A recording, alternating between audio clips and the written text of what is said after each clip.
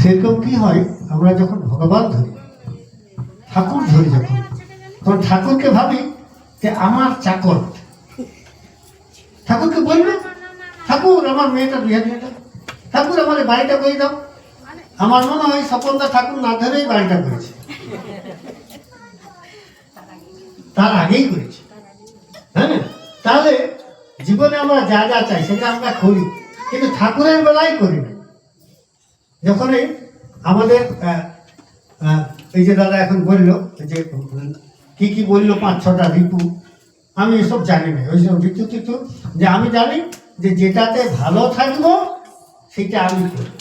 কিন্তু ভালো থাকবো মানে কি, আমি তো এখন এই ছাতের উপর থাকলে ভালো থাকবো কি?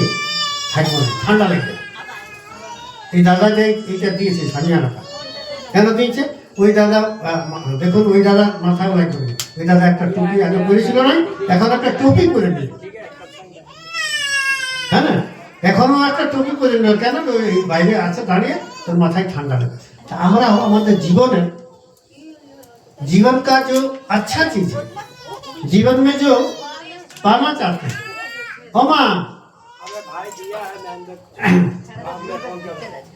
ও তো দিবে না। দেখুন একটা মায়ের কত ব্যথা, একটা মা 9 মাস ধরে বাচ্চাকে রাখে পেটে, তারপরে যেদিন প্রসব হয় সেদিন আমার মনে হয়, আমরা তো জানি না, মানে যারা পৃথিবীর কেউ জানে না তার কত যন্ত্রণা।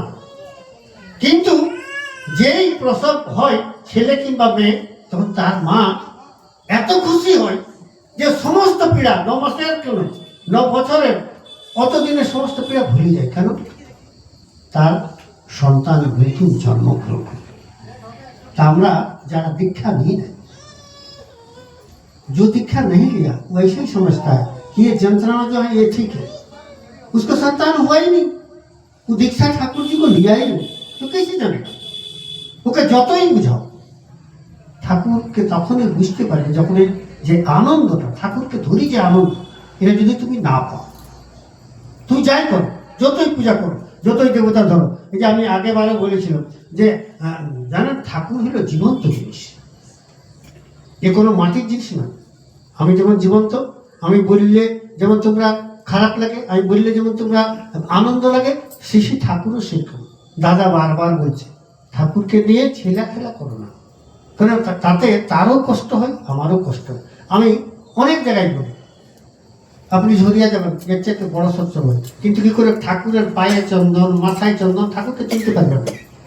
বারবার বলি ঠাকুর জীবন আমরা প্রণাম করে কত দূর থেকে ঠাকুর লিখে দিয়েছে, যত লম্বা তুই তার তত দূরে প্রণাম করতে, তাহলে তাকে ছোঁয়া যাবে? তত দূর থেকে প্রণাম করতে বলেছে। আমার যতখানি তোর লম্বা, ততটা ভুই বাদ দিয়ে তুই প্রণাম করিস, লিখা আছে, আপনারা পড়েছেন সবাই। তাহলে আমি তত দূর থেকে যখন প্রণাম করব, তখন তাকে চন্দন টিকা, এটা আমার মানসিক বিকার। আমি বলি এটা আমার মানসিক বিকার, আমরা দিই।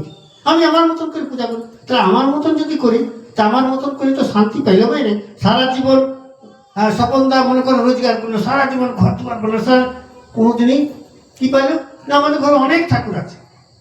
স্টেশনের পাশে দেখবেন যে হকাররা মাল বিক্রি করে, ফুচকা বিক্রি করে, তো এই বিক্রি করে, সেই বিক্রি করে, কিন্তু ওদের কাছে যদি টিকিট থাকতো না, তাহলে ওরা রাজধানীতে চলতো।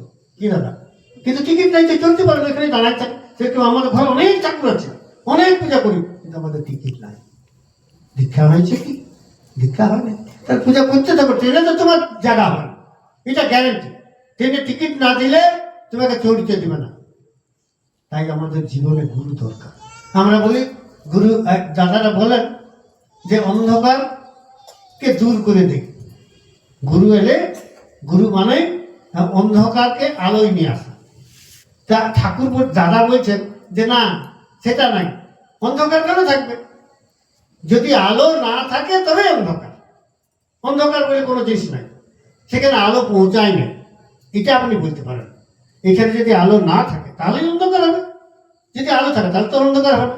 তা আমাদের জীবনে আলো আনার জন্যে আলোকিত একজন ব্যক্তিকে, আলোকিত একজন মানুষ যিনি আমার জীবনে আলো নিয়ে আসবেন, তাকে ধরতে হবে, তাকে নিয়ে চলতে হবে। এবং নিয়ে চলা মানে কি, তিনি যেমনটি বলেছেন সেরকম। আমার মতো চললে আমি আমার সারা জীবন পূজা করবো, কিন্তু পাবো না। তাই ইষ্টকে ভালোবাসতে হলে আমি যেন আমার ছেলেকে ভালোবাসি, আমার বউকে ভালোবাসি। বউকে মাঝে মাঝে ডাটিও তো, না ডাকি না, কি ফালবে ডাটার তো ডাকি, তো সেরকম ঠাকুরকে ডাকতে হবে, সেরকম ভালোবাসতে হবে। তোর বউকে বলি আর বউ সব সব কথা শুনে কি না, এই আজকে ভালো করে বেশি নুন নিয়ে হয় না ভালো। তো আমরা সেই জন্য করি কি, যে ঠাকুর আমার সেরকম, ঠাকুরের কি বলবো জীবন্ত জিনিস। হ্যাঁ, এই চুলগুলো তো দাদার আছে, সম্বন্ধ চুল আছে, আমার নাই বলে আমার হাসছে, ঠিক আছে, কোনো ব্যাপার নেই। তো এই যে জীবন, এই জীবনে যদি ভালো পেতে চান, ঠাকুরকে নিয়ে চলতে চান, তাহলে ঠাকুরের মতন থাকতে হবে, এর থেকে আলাদা না। ঠাকুর হয়েছে, দীক্ষা নিয়েছি, আর আমি সব এখন দেখুন যে দাদাদেরকে বললাম সবাই, ভাই আধার কার্ডের জেরক্স দিতে হবে। কেন দেবো আমরা আধার কার্ডের জেরক্স, কেন দেবো আধার কার্ডের জেরক্স? বলছে না, দাদা বলেছেন, আমরা বলছিলাম যে দাদা বলেছেন আধার কার্ডের জেরক্স না হলে, এখন যে নতুন কম্পিউটার আসছে, তখন তো কম্পিউটার ছিল না, তখন আমরা 5 পয়সায় দীক্ষা নিয়েছিলাম। তো তখন কম্পিউটারও ছিল না, 5 পয়সা যে যাকে দিতাম পোস্টমাস্টারকে, তাকে 10 পয়সা আরো দিতাম, এইটা ভাতৃ বলছে, মানে 1.5 টাকা হইলো, 1.5 টাকা 1 টাকা আর 10 পয়সা আরো দিলাম, ওইটা ভাতৃভোজ হলো, ও খুশি হতো। এখন তো ভাতৃভোজের কোনো ব্যাপার নেই, এখন আপনাকে অনলাইন পাঠাতে, কাউকে দেখতেও দেখতে নেই, কিন্তু অনলাইন পাঠানো ঠাকুর যে বলেছে যজন যাজন ইষ্টভূতি, ইষ্টভূতি যখন আমরা পাঠাই, তো তার সঙ্গে কি পাঠাতে হয়, ভাতৃভোজ, ভূতভোজ, এগুলো আমরা দিই। এই যে দাদার একটা গায়ে আছে, এটাকে খাবার দেয় তো। তো ঠাকুর যখন ঘরে আছে, ঠাকুরকে আমরা ভোগ রাগ জল তুলসী দিলাম, কিন্তু তার সঙ্গে ছেলেটা কাঁদছে, তাকে কি দিব না? ঠাকুরের ভোগটা তাকেও দিতে হবে প্রতিদিন। ঠাকুরের ভোগ লাগানোর পরে সন্ধ্যার আগে যেন উঠে যায়। আর ওই ঢাকা ছাড়া আমি তো দেখি অনেক বাড়িতে ঠাকুরকে ভোগ দিয়েছে, অনেক পিঁপড়া ডোড়া, ওই যেগুলাই তো ঠাকুর দিয়ে ওগুলো যদি ঠাকুর থাকে, তোমার নাকে ঢুকলে কি হবে?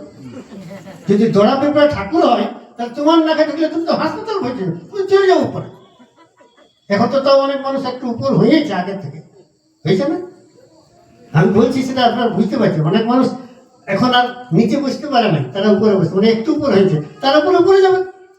কি বলে, আমরা এটা মনে করি, এটা আমার নিজের ধারণা, অন্যের ধারণা নয়। তার জীবনটাকে যদি ভালো করতে চান, স্বচ্ছন্দ রাখতে চান, এই যে খালি গায়ে মানুষটা বসেছে তার সঙ্গে থাকবে, এবং তিনি যা যা বলেন সেরকম নিয়মে চলতে হবে। তাছাড়া আমার নিয়মে চলা যাবে। আমাদের 1.5 ঘন্টা সৎসঙ্গ আমরা 10 মিনিট বেশি করে দিলাম, এটা আমাদের ত্রুটি। ঠাকুর তো 10 মিনিট বসে থাকলো ঠান্ডায়, উনি তো খালি গায়ে আছেন, ওনার জন্য তো চাদর না, আমরা তো জামা কাপড় ভিতরে, দাদা একটা জ্যাকেট পরে নিয়েছে, এই দাদার তো ফুল হাতের পড়ছে, আমাকে হাফ হাতের পড়তে হয় বলে হাফ হাতের পরেছি, সেটা আমার মজবুরি আছে। আজ আমাদের সত্যিও স্বপনদা, কিরে দাদু ভাই তোরা হাসছিস, ভালো লাগেছে মনে হয়, হ্যাঁ ঠিক আছে, তুইও সারা জামা প্যান্ট 2 বছর পরে পরে নিবি, 12 বছর হওয়ার আগেই দীক্ষা নিবি, 11 বছর পার হলেই আমরা যে ছেলে মেয়েদেরকে দীক্ষা দিতে হবে। না 12 বছর না হলে তখন তা আমাদের সত্যের স্বপনদার জন্য আপনারা সবাই প্রার্থনা করবেন, তাদের পরিবেশের মানুষ সবাই যেন সুখে স্বচ্ছন্দে থাকে, আনন্দে থাকে ঠাকুরকে নিয়ে, আর ঠাকুরকে নিয়ে এইভাবেই যেন চলে, কোনো মানুষ যেন দুঃখী না হয়, কোনো মানুষ যেন সুখী না হয়। আমি বলি সবাই যেন ঠাকুরের কথা চলে, তাতে কি হবে, এই যে আমরা জিজ্ঞাসা করে আইলাম, ঠিক তো পৌঁছে গেল। তো জীবনে যেখানে যেখানে জিজ্ঞেস করো, সেখানে জিজ্ঞেস করো, ঠিক পৌঁছে যাবো। আমরা সেইখানটা পৌঁছাইনি বলে আমাদের দুঃখ, আমরা সেই জায়গাটায় সেই কাজটা করতে পারিনি বলে আমাদের দুঃখ, এটা হইলো না, এটা ও করলো না, এটা লোকের দোষ দিতে আমার লাভ নেই, আমি করতে পারলাম না, সেটাই ব্যাপার। জয়গুরু সবাইকে। হ্যাঁ, অনেকে চাদর নিয়ে এসছে, অনেকে নিয়ে আসে নাই, চাদর দরকার। বন্দে পুরুষোত্তমম, বন্দে পুরুষোত্তমম, বন্দে পুরুষোত্তমম, বন্দে পুরুষোত্তমম, বন্দে পুরুষোত্তমম, বন্দে পুরুষোত্তমম। পরম প্রেমময় শ্রী ঠাকুর অনুকূলচন্দ্র জি কি জয়, परमद्धा जगत जननी श्री वर्मा की जय, परम पूज्यपाद श्री वर्धा की जय, पूज्यपाद श्री आचार्य देव की सत संग की सत नाम की वंदे पुरुषोत्तमं वंदे आर्य पितरं वंदे मातृवर्गं वंदे अहं कृष्ण दैवतं वंदे पुरुषोत्तमं वंदे पुरुषोत्तमं वंदे पुरुषोत्तमं परम प्रेममय परम दयाल जगवतार श्री ठाकुर अनुकूल चंद्र जी की এই মাসে গোবিন্দপুরে দুটা সৎসঙ্গ